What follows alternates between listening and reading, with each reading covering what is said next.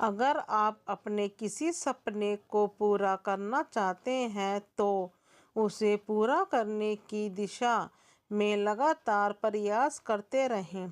कई बार कहानियाँ हमें ऐसी सीख दे जाती हैं जो हमारे लिए बेहद महत्वपूर्ण होती हैं।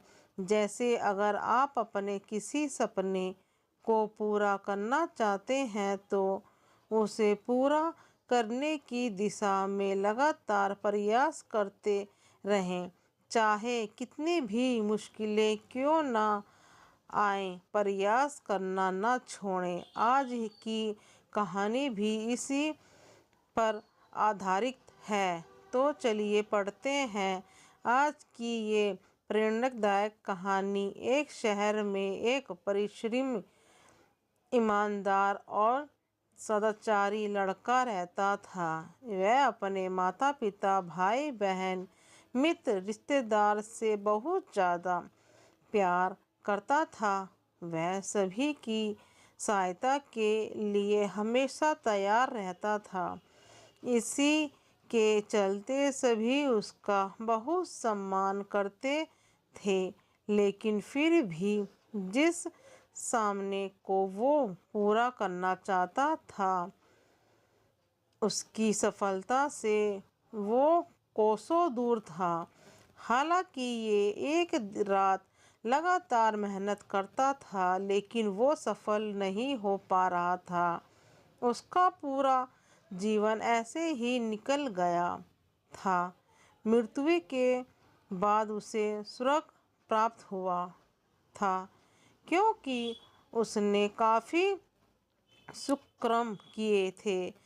जब देवदूत उसे लेकर स्वर्ग पहुँचे तो उसकी सुंदरता को देखकर ये मंत्रमुग्ध हो गए। उसके लड़के ने देवदूत से पूछा कि ये कौन सा स्थान है। देवदूत ने जवाब दिया कि ये स्वर्गलोक है।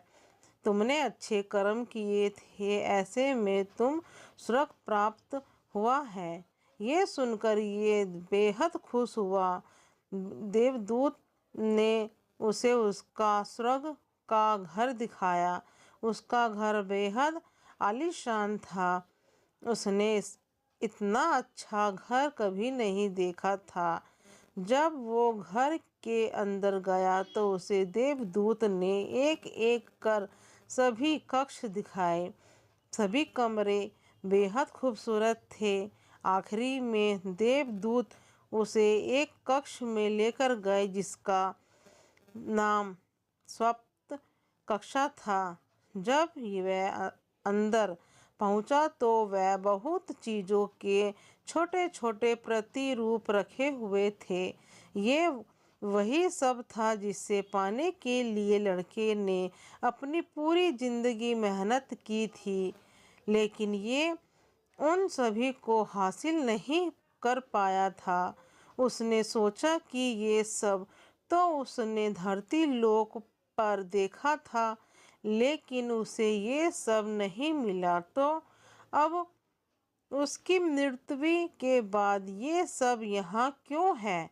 ये सब जानने की इच्छा में उसने देवदूत से पूछा कि ये यहाँ क्यों है, इसके पीछे क्या कारण है। देवदूत ने उसे कहा, मनुष्य अपने पूरे जीवन में कई सपने देखता है, साथ ही उसके पूरा हो जाने की भी कामना करता है।